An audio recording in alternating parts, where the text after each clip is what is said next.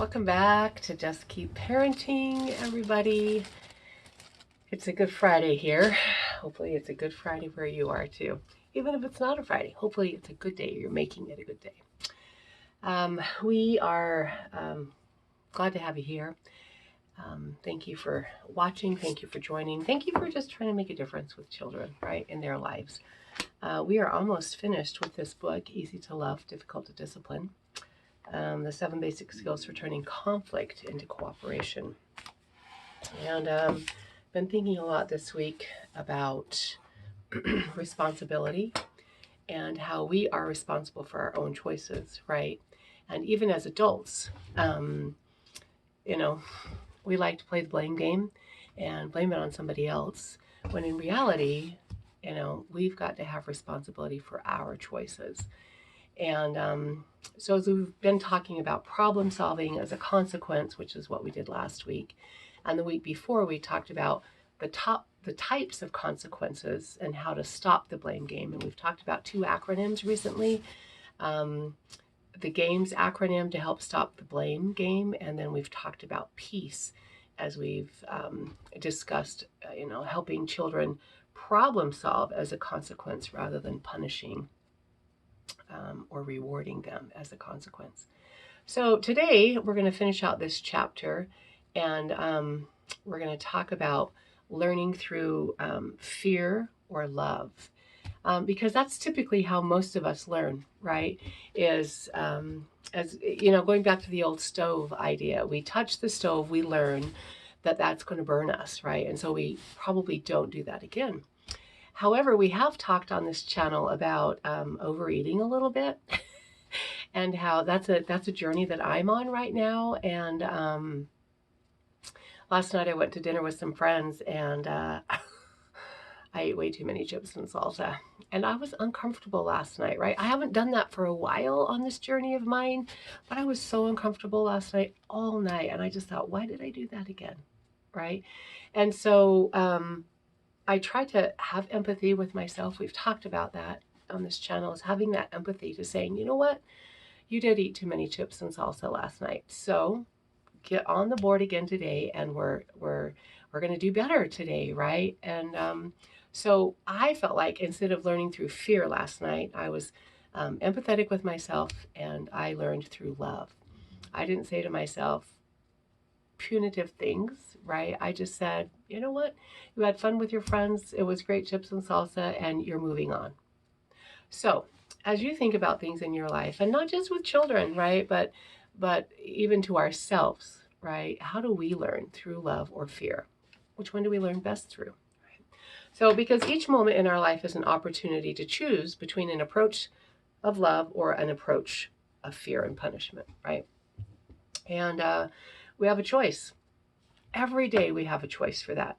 So it's up to us as the adult in our own life, and as the adult in a child's life, to teach the child how to learn from the mistakes and how we handle the consequences, right?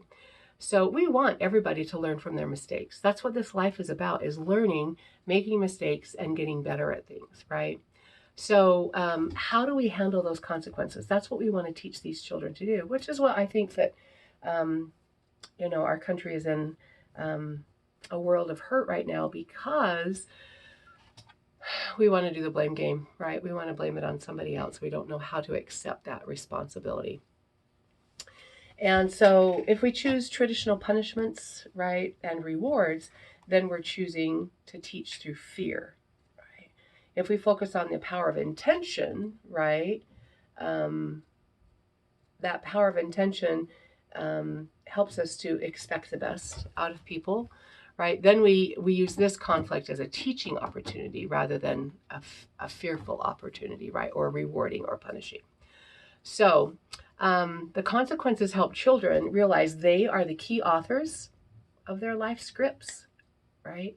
And this then leads to responsibility. I was in a situation this week where one of the people that I was with kept kind of blaming the situation. And I was just like, wow, this is so interesting to me that I really do think that this is something that we learn as young people, and we get better at it as we get old. But if we didn't learn it as a child in school or as a child in our homes, then I think we have a harder time learning it as we get older. So I'm out here to just be a champion of children and trying to help each one of us be a little bit better as we communicate and have relationships with children, right? So I think that it's important that we think about this for ourselves, right, in our life script, as well as opportunities to learn and make adjustments. My sister and I were talking about this on the phone today. When, if we don't make any changes, then we're going to see the same results, right? Whether it's in just health, right? Whether it's in communication, whatever the situation that we're in is, if we don't make any kind of small changes, then we're going to get the same results every time. And so one of the things that Becky Bailey talks about in here is there's no time like the present just to start. And I think, back in March when I started my journey to just be healthier, I think that was the thing. There's no time like the present. What am I waiting? I was just about to be 58 years old, and I thought, I need to make some changes, right? And so as you make changes and you see those results, there again, that's motivating. And I think that's in anything in our life, whether it's our health, whether it's our parenting, whether it's our relationship with children, right? As we just make little tweaks, then we get better. And that's all this channel is about, right? So as we're thinking about that, starting today, we just begin with ourselves. When we make a mistake, we stop the self-punitive talk. The other day I was with a friend, and I heard her say, I'm such a dodo. And that just hurt me, right? She wasn't calling me a dodo, but I just thought we need to be kinder to ourselves, right? So instead of, self-punitive talk to ourselves, what if we focus on these types of questions? What choice did I make, right? What happened as a result of my choice? So going back to the chips and salsa, I chose to eat too many, right? What happened as a result of my choice? I didn't feel very good. I even went for a walk afterwards thinking, okay, but I didn't feel very good because I ate too many, right? How did my choice and its results feel to me? I suffered all night, right? I didn't feel good. I felt like the chips and salsa were up to here. How did my choice, that's the third one. Did my choice achieve what I wanted? I had a lot of chips and salsa. I'm not sure that it achieved what I wanted because I wanted to taste good chips and salsa, but I didn't get to enjoy it because I ate too much, right? So later I was suffering. And what new strategies might serve me better? Well, as I thought about it last night, I should have stopped, right? I should have just stopped and said, I'm full. I feel full. I'm full. No more chips and salsa. Physically, I think I could have put the chips over at the end of the table so they weren't right in front of me. Because sometimes as I talk, I tend to just kind of, eat. And so there again, am I going to eat chips and salsa again? You bet, right? Am I going to do it differently next time? I hope so, right? That's my plan. So as I looked at those 5 ideas, what choice did I make? What happened as a choice of my results? What happened as a result of my choice, right? How did my choice and its results feel to me? And did my choice achieve what I wanted it? And what new strategies might serve me better? Okay, so then the second thing that we do is we notice how often we play the blame game, right? How often do we blame others for our actions? So when we notice ourselves playing that blame game, just stop, right? Well, if they wouldn't just stop, they wouldn't have put those chips in front of me. It wasn't anybody else's fault. It was mine, right? Take a deep breath and say, I have a problem. Right? I love chips and salsa. I have this problem that I overeat them, right? Offer empathy instead of harassment and proceed to solve the problem, which is what I did. I could have said, oh, I'm such a dodo. I can't believe I ate this many chips again. Rather, I said, you know what? I had a good time with my friends. I ate these chips. I ate too many. But next time, I'm going to do this and this and this. Right? So I offered empathy. I didn't harass myself and moved on. Okay. So the number 3 thing is we decide if we've relied too much on punishments and rewards as a means of discipline, right? If so, we're willing to change. So looking at it and looking at your parenting, look at your relationships with yourself, with others, right? Have I relied too much on punishments and rewards as a means of discipline? Now, this channel talks about children, but I think it also talks about us, right? And what we do there. And the fourth thing is when conflict occurs, ask yourself, what is my intention here, right? Am I wanting my child to feel bad, right? Pay for their crime?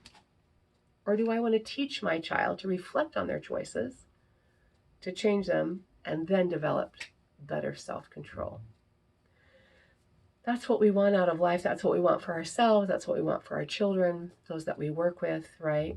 So we have to stop and ask ourselves, what's my intention? Because frankly, folks, sometimes when I ask myself that question, I'm like, yeah, I want them to feel bad for this because I felt bad because they said this or they did this, right?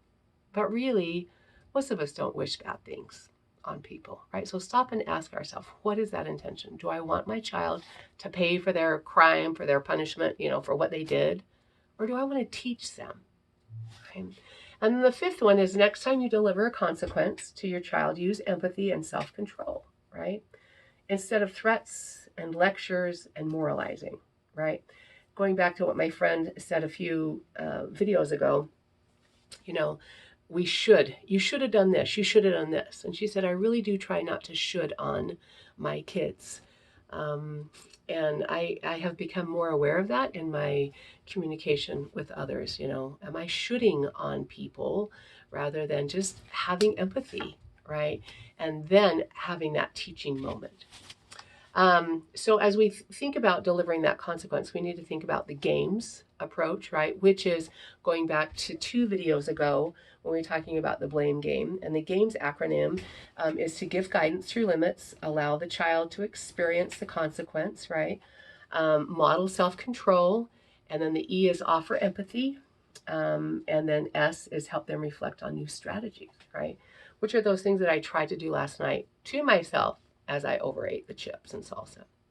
And then the last thing is we just pick one chronic problem that we've been having, right? With ourselves, with children, with relationships. Instead of imposing consequences, use peace, right? Which is the other acronym that we talked about in last week's video, which is discern who owns the problem, right? The problem for P. Offer empathy, the E, to whomever's made the poor choice. And then A, ask the child to think, what are you going to do, right? And then C, offer choices and suggestions. And E, encourage a child to come up with their own solution. And I said last week, it is amazing to me when I say to the children, we have a problem, right? So we can't go on if somebody's still outside. And so what are we going to do to help these people come inside, right? So, and sometimes the children will say, yeah, it was Dory that wouldn't come inside. And we're like, you know what? We all have those times when we don't want to come outside because it's fun to play outside, right? So rather than picking on that child that stayed outside that day, that's not what we want, right? That's not offering that empathy, right? And what can we do to solve this problem, right? Sometimes we do have to offer choices and suggestions, right? But then encourage them. So you're saying that this is what we could do, right? And helping them to do that. So as we do that, my friends, then I really do think that we're going to be able to learn through love rather than learning through fear. I remember a long time ago, one of my ecclesiastical leaders, and this was probably when I was a teenager, but I still remember this, that he said, and he was speaking mostly to the commandments of God, but he did say to us, sometimes we have a ladder that we look at, and sometimes we do things out of fear because we're like, well, that's supposed to be a really great thing for me, right? But as we grow older and as we grow better in experience and in our knowledge, that we usually climb that ladder out of love. And I think that's part of what Becky Bailey in this book is trying to get at, right? Is that we want to have good relationships in our life, and we want to be able to approach things from a loving position rather than a punitive or, if you do this, I'll give you this, that reward system, right? Because we know from research that works quickly. But the longitudinal studies, we find that kids don't have any self-control when we're doing that, right? And so that's our goal today, my friends. Learning through fear, right? Stop yourself, begin with ourselves, right? What is one thing that we can work on this week? And I'm going to work on not overeating chips and salsa because I have a strategy in place now, right? So I recognize the problem. I haven't I've been empathetic with myself, and we're going to move on and find some strategies that can serve me better for that. So have a great day. Thank you for joining us. Feel free to give us a shout out if you know somebody else that might be struggling with just tweaking some parenting. And really, it's about relationships. We call it parenting, right? We call it relationships with children, but it is really about relationships with everybody. So thanks for joining. We'll see you again next week.